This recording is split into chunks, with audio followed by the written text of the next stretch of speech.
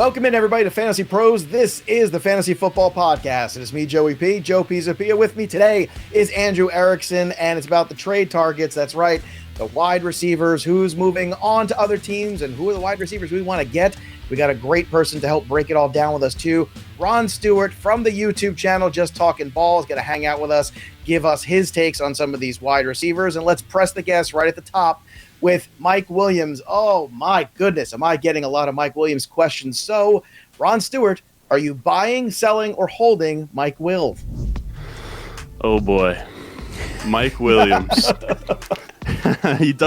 He goes off once every few weeks, and it's just like he reels you right back in. I do think it depends on probably where you're at in terms of wide receivers, right? If you have, let's say you have like Jamar Chase as your wide receiver 1 and Mike Williams as your wide receiver 2, you can kind of, make up for it elsewhere with Mike Williams. But I do think if I had the choice, I would probably just hold. I don't think that he's somebody anyone's really clamoring to get. I don't think, anyone's really dying to get him off of their teams. I think that he's a hold personally. And Mike Williams is one of the most traded players on the Sleeper app. That's why we're talking about him today.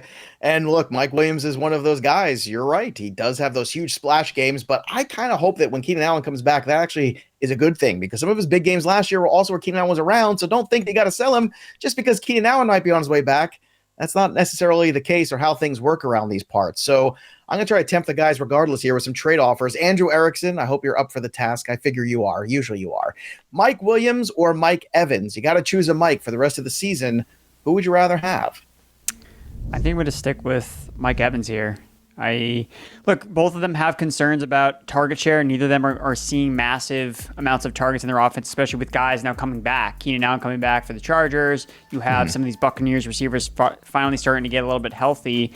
But at the end of the day, I still trust Mike Evans' production a season. I mean, he's going to go 1,000 yards. He's going to catch 10 touchdowns. So however I get there, I don't really care about necessarily. I just know he's going to get there at the end of the day or at the end of the year. Where Mike Williams targets on Sunday Night Football, Erickson. Well, right. He did get 10. Exactly. So I think I still lean Evans a little bit, even though I feel like these players are pretty similar in terms of what we could see rest of the season. I think Evans actually probably has a little bit of a higher floor than Mike Williams does. He just disappears in some games where he gets you 0 That's points. Fair. Where with Mike Evans and Tom Brady trusts Evans, so I think he's going to be consistent, even though Mike Williams will have some boom weeks, and Keenan Allen is coming back too. So I'll lean slightly towards the Evans side. Ron, how about you? Do you want Mike Evans or do you want Mike Williams rest of season? Yeah, I'll go Mike Evans as well. I do think they're similar profiles for sure, but it's just like Mike Evans is kind of the better version, right? He's, the splash game guy. He's been doing it for longer. He's probably the better wide receiver as well. I mean, Brady and Herbert are about a wash there, but I'll take Evans there, especially coming off the big game, just in terms of perceived value in your league. Holding on to Mike Evans will hold more value on your team. Okay, fair enough. All right, here's another one. Mike Williams or Marquise Hollywood Brown? I got to say, I've been tough on Hollywood Brown. I watched the game this week where he really did show me a newer version of Hollywood Brown that I haven't really seen. He was very impressive in this game. So, Andrew, I apologize to you. Right here, just making it clear. Now, here's the question. Hopkins is on his way back soon, riding in that horse, right? Who do you want rest of season? Ron Stewart, do you want Mike Williams or do you want Marquise Brown with looming DeAndre Hopkins in a couple weeks? This one, I think it's very close. It's very close, but I think I'm going Marquise Brown here. The targets are a little bit more steady. He's finally kind of getting rapport with Kyler here. We now have 3 games with 11 or more targets. He earns targets. He did that on the Ravens, even next to Mark Andrews. And I have to be honest with you guys, I've been, sort of talking about DeAndre Hopkins. He's been a hot topic since he's kind of on his way back here. I'm not putting him, the minute he steps back, right, and he's in our weekly rankings, whatever, I'm not treating him as a top 15, 20 wide receiver. It seems like people are really ready to just, the minute he's back in the lineup, like Chris Godwin almost, right? Where it's okay, top 15 wide receiver. I would like to see it a little bit. Last year, he didn't look great. He could be. That's fair. Almost I think top washed. 25 is fair. I think that's in my head where I would have him just to start. You know, because you don't know how many snaps he's going to be on there too. Where's he at physically? He's going to practice that full week, but still, it's not the same.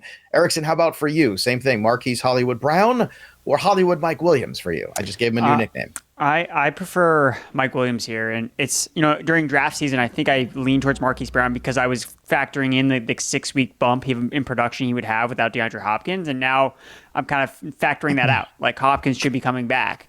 So the thing is, we've never seen Marquise Brown and Hopkins play together, and this Cardinals offense is dysfunctional. Like anyone that watches these Cardinals games, yes, Murray ends up putting up stats like towards the end of the game, but this team doesn't move the ball correctly. They just throw the ball around the yard. Eventually, this isn't going to last. Like things are going to become. Maybe Hopkins is there to help that situation, but with Mike Williams, he doesn't even have a high target share in the offense as it is right now. So Keenan Allen coming in, I think this really kind of takes away mostly from Joshua Palmer and DeAndre Carter and Gerald Everett will be more boom or bust. And I've seen Mike Williams produce with Keenan Allen. Like, it happens all the time. And like you said, like he's still going to be boom or bust. In like, a lot of ways, I actually like it better when Keenan Allen's there because then you really you cannot bracket Mike Williams. You cannot do that and Keenan Allen run amok. You're going to make sure you take away Keenan Allen because he's that go-to guy. So I don't fear that. To me, I want Williams personally. To me, this isn't, it's close theoretically, but in projectability, I don't think it's quite there yet. But I want to give Hollywood Brown some credit. I'm putting some respect on his name. Also, another thing that's really useful around these parts is, of course, my playbook, which has the trade analyzer and trade finder tools, the best resources for all of you fantasy managers out there to make sure you're getting the best value in some of the deals, or maybe find a deal you never even thought of. Check out the trade analyzer and the trade finder over at fantasypros.com/myplaybook. And keep in mind, you have to be a premium user to get access to the trade analyzer and trade finder. So remember, go to fantasypros.com/offers today, make that deposit in one of our partner sites, and bang, just like that, you get 6 free months of our premium product over here at Fantasy Pros to help you manage all of your teams. What a lifesaver My Playbook is. You can download the app on the Android or Apple store, or go to My Playbook at fantasypros.com/myplaybook and download it there as well and use it there. So let's get to the next guy on our list to talk about at the wide receiver position. And that next one here that we're talking about is being traded a ton here on the Sleeper app. It is Gabe Davis. So Andrew Erickson, are you buying, selling, or holding Gabe Davis? I know the ankle's been tough. Where do you stand right now with Gabe? I'm buying Gabe Davis. I'm not going to just jump off the bandwagon after a couple bad weeks. Like, no, I'm buying Gabe Davis. I think that the ankle injury is for real, and I think that he's really kind of been used as he doesn't necessarily look right. Like he's running on all the routes in terms of a drop back basis for Josh Allen these last 2 weeks, but he dropped the touchdown in week 3. He only had 3 catches. Last week he only had 1 catch because the rainy weather. I mean, there weren't many productive receivers for the Buffalo Bills overall. Like Josh Allen wasn't very productive through the air, and he's entering the game with a bummed ankle on a field underwater. Like, it's hard to expect, oh, wow, Gabe Davis, why didn't you have a bigger game, man? So I do think that when you look at the biggest problem with him is his targets. Like, it's been bad. Like, Paris Campbell is the only wide receiver that has a worse target rate per route run than Gabriel Davis does this year, among wide receivers with at least 12 targets. Like, he's in the Allen Robinson target rate per route run zone. Not a bin you want to be in right now. Yeah, you definitely don't want to be there. But there's reasons why he's not necessarily seeing as many targets. Like, the injury. Like, he's dealing with an ankle injury. And it's not like the Bills have had a bunch of wide receivers that they can use to take time off Gabriel Davis. In last week's game, Isaiah McKenzie and Jamison Crowder both got hurt. Like, who else are they going to put out there? Like, Jake Krumer was already banged up. So they didn't really have anyone. They had to have him on the field. Caught a ball the other day. Yeah, so I think Gabriel Davis has kind of been out there, probably more like a decoy than really just out there. Josh Allen is obviously not looking for him. And I like chasing guys with these high-tier roles in high-powered offenses. I'm not going to be surprised if Gabe Davis comes off the injury report this week and balls out in week 5. Would not surprise me at all. So for that reason, I'm trying to buy Gabe Davis. He just has too much upside, in my opinion, to be selling low. All right, let's see what the cost is. Andrew Erickson, Curtis Samuel, or Gabe Davis. Which side of this trade do you want to be on? I like to shoot for upside, so I'm going to go with the Gabe Davis here. I think if you're sitting at 0-4 or 1-3 and you just need points, you can't wait for Gabe Davis to get healthy potentially, then I would understand the Curtis Samuel side because he is healthy. Jahan Dotson's going to miss time, so Samuel's going to give you a lot of production for the next couple of weeks and for the rest of the season. But he's not going to be winning you a league, in my opinion, where Gabe Davis, if he's healthy, I think he can deliver that. Well, you got to get to the playoffs before you can win in the playoffs. Gabe Davis or Curtis Samuel for you, Ron Stewart? I'll take Gabe Davis as well. I pretty much share similar thoughts to Andrew, where even as a numbers guy, and I like targets. I like my usage, right? Like Marquise Brown's my guy. Gabe Davis is kind of the antithesis of that, if you will. But he's on a great team, and he benefits. If you're not getting targets, you benefit from the efficiency. The issue is that they scored over 70 points in the first 2 weeks. The Bills have scored like 40 points in the last 2 with like rain and the weird like super hot game in Miami. So I do think I wouldn't be selling him that low after he was going like 3-4 turn by the end of August, early September. Yeah, certainly almost feels a lot like Mike Williams in that sense, too. You get the splash games from Gabe Davis, a little touchdown dependent, perhaps. But hopefully it's that ankle injury, and hopefully he's going to get healthier. I agree. The weather was the big issue there. Here's another one. Maybe this was closer in draft season than it is now. I don't know. Ron Stewart, Gabe Davis, or DJ Moore, another guy getting benched in a lot of leagues. Who would you rather have rest of season, DJ Moore or Gabe Davis? I'll go Gabe Davis there too. Even as much as DJ Moore, I had DJ Moore over Gabe Davis heading into draft season, and he's put up more points to this point. So it does feel a little bit wrong to say Gabe Davis here, but Bake has just been so bad. DJ Moore got 11 targets this week, and all it amounted to was 6 for 50. Like, I don't think that he is going to win you weeks in the same capacity that a Gabe Davis will, where he put up like 18 in week 1. Like, even last year, he had huge games down the stretch, like a 25-point game in the fantasy playoffs. For me, it's razor thin. This one's much closer than Curtis Samuel, but I'll go Gabe Davis. All right, Andrew Erickson, Gabe Davis, or DJ Moore. Who would you rather have rest of season? It's not close for me. It's Gabe Davis. DJ Moore ranks last in terms of receiving EPA this season. A lot of that's because of Baker Mayfield. Look, like you're not going to, in my opinion, you're not going to get burned if you move on from DJ Moore and somehow his production turns around. Like he's been a wide receiver too his entire career.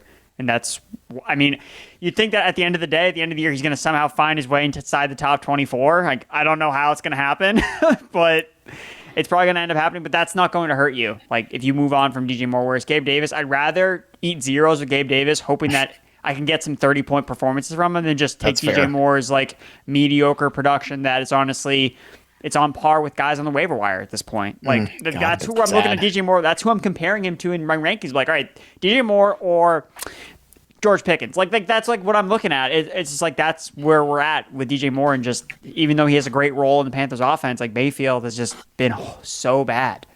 All right, it's time to buy low and sell high, the wide receiver edition. Andrew Erickson, we'll stick with you for a second. Who is your favorite buy low wide receiver for week 5 in the NFL?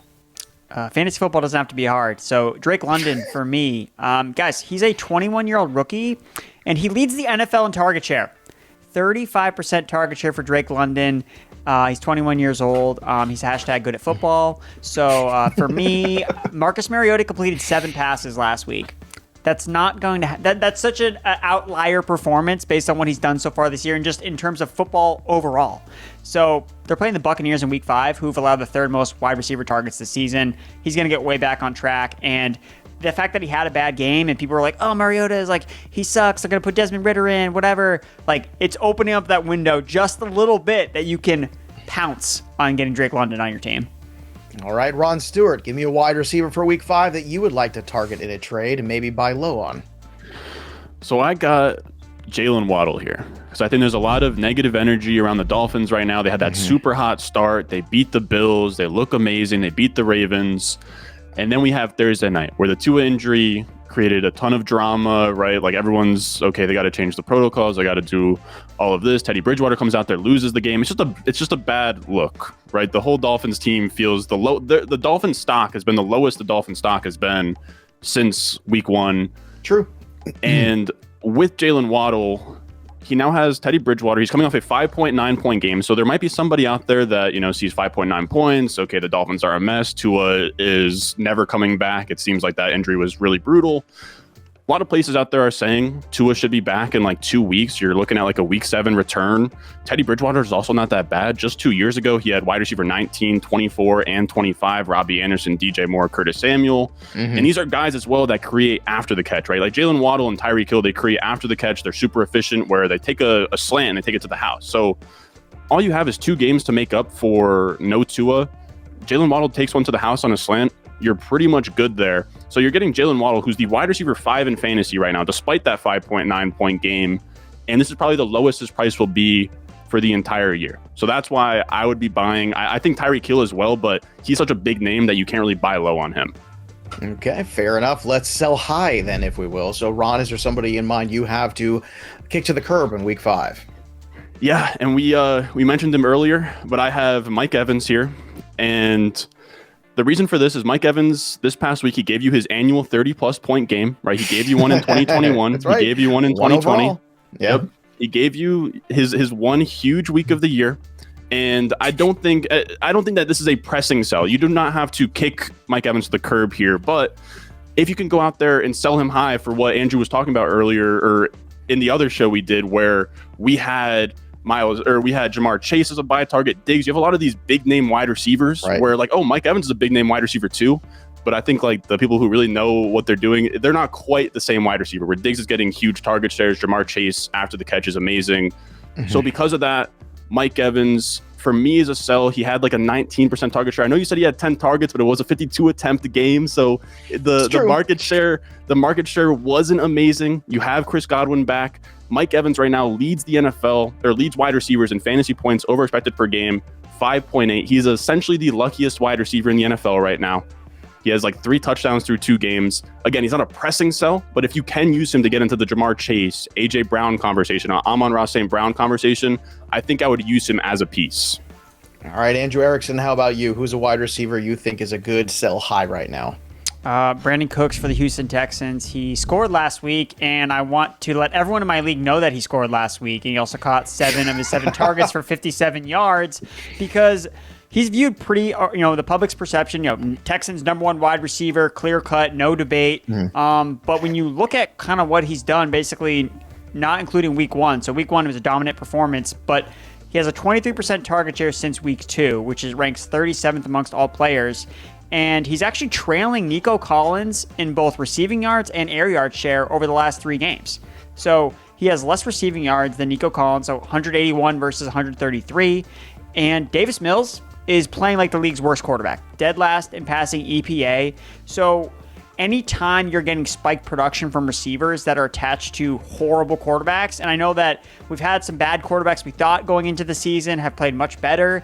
Davis Mills has not been that guy. Like Davis Mills, we thought was like on the fringe and has played straight up bad, straight up garbage play, and I don't think that's going to improve. And the Texans don't seem like they have another answer at quarterback. Like, it's Davis Mills. Like, they're not going to be able to bring in anyone else. And the fact that he's starting to spread the ball out a little bit more, they're unleashing Damian Pierce as a running back, trying to run the ball a little bit more. Like, I just don't think Cooks, like, as an older player on a bad offense, like, yeah, I get his peripherals look great with the high target share, but I'm starting to see it go down a little bit. And that's a red flag for me. And the fact that he scored, I think, is just enough to like, hey, let me push him aside. I'd rather have Gabe Davis than Brandin Cooks. I can move off of Brandin Cooks after a big game and chase someone with a little more upside because I think Brandin Cooks has severe downside in his Texans passing game.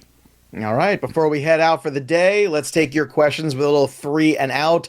These questions are right from our Discord channel, fantasypros.com/chat. That's, of course, where you can go and join and talk to amazing people and amazing minds in fantasy football. It's free to join. Again, fantasypros.com/chat. That is our Discord home. And when you are a premium member, as I mentioned before, when you go premium, you get lots of perks. You get the AMAs, you get the stages, you get access to us. Plus, you also get access to the touchdown contest, too, where we're giving away free stuff. Everybody loves free stuff.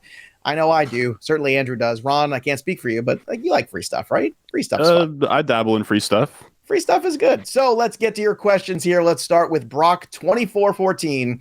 I was offered Jonathan Taylor and Gabe Davis for Dameon Pierce and Devontae Adams. Accept or decline, Andrew Erickson. What side of this deal do you want to be on? Taylor and Davis or Dameon Pierce and Devontae Adams? I think for me, I'm going to stick with this one was tougher too. I think it's that tricky, I'm going to stick with the Pierce and Adams side, honestly. I mean, really? Look, I guess I just don't want Jonathan Taylor right now with him in this injury. Like, it's such a big move. And I feel like, I'm not really getting a discount with Jonathan Taylor here either. Like, he hasn't really been that productive to start the year. So, and now you have this injury where, look, he was slow last year on the uptake too. Right, but he also didn't get hurt. He also didn't have any injuries last year. But this is also your one chance to get the 1-1 RB, and Adams hasn't been out of control good either. Look, this is close, I think. Yeah. Ron, what side of this deal do you want to be on, the Taylor side or the Adams side?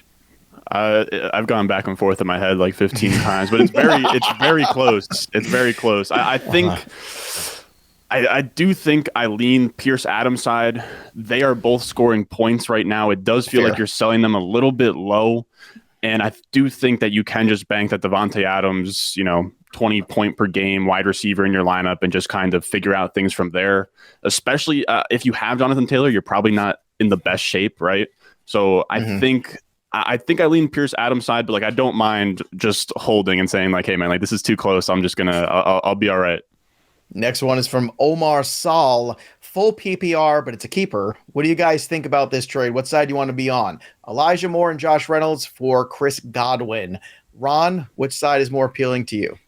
I think pretty handedly, I think I would go Godwin here. Godwin is like a top 15-ish wide receiver rest of season for me. Like I would put him in that Mike Williams area right now, in that like top 15, 16, 17, 18 area, just as pretty much what he was last year. And then you have Elijah Moore, hasn't been great on my Jets. He's like a wide receiver 6 at this point. I think that he'll get better. I think wide receiver 3 weeks are in the cards here, but like you're not getting anything that Godwin can give you. The aspect of this trade, I mean, that is something to consider. Godwin's a guy that's had a lot of injuries. We don't know how much long Tom Brady's going to play. Although now, if indeed the divorce rumors are true, then who knows? He'll play to his 50 maybe now. Yeah. But it's a tough one. Andrew Erickson, for you, is this one close or is it Godwin all the way?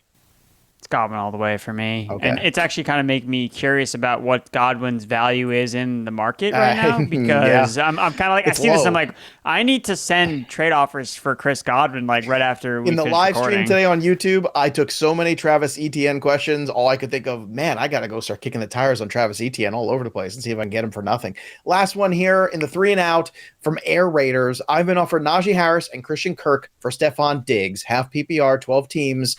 What side of this trade you guys want to be on? Erickson, Najee, and Christian Kirk, or Stephon Diggs?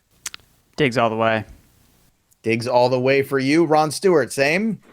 Yeah, give me Diggs there. I don't want the Najee stink on my team. I also am not like overly interested in Christian Kirk at this point, so I'll just take my elite wide receiver attached to Josh Allen.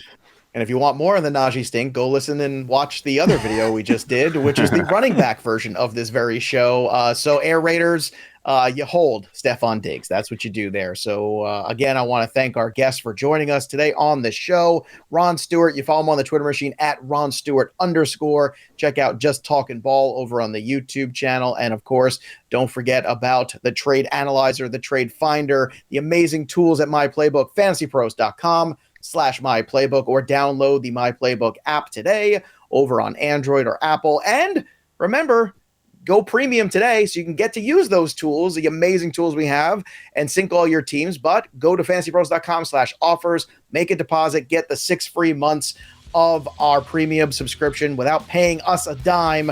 And then you can use all those amazing tools to help dominate all of your leagues, because that's what we're about here. We're about winning. Ron Stewart's about winning. Andrew Erickson's about winning. And that about does it for us. That'll do it for us. But the story of the game goes on. For Andrew and Ron, I'm Joey P. We'll see you next time, kids.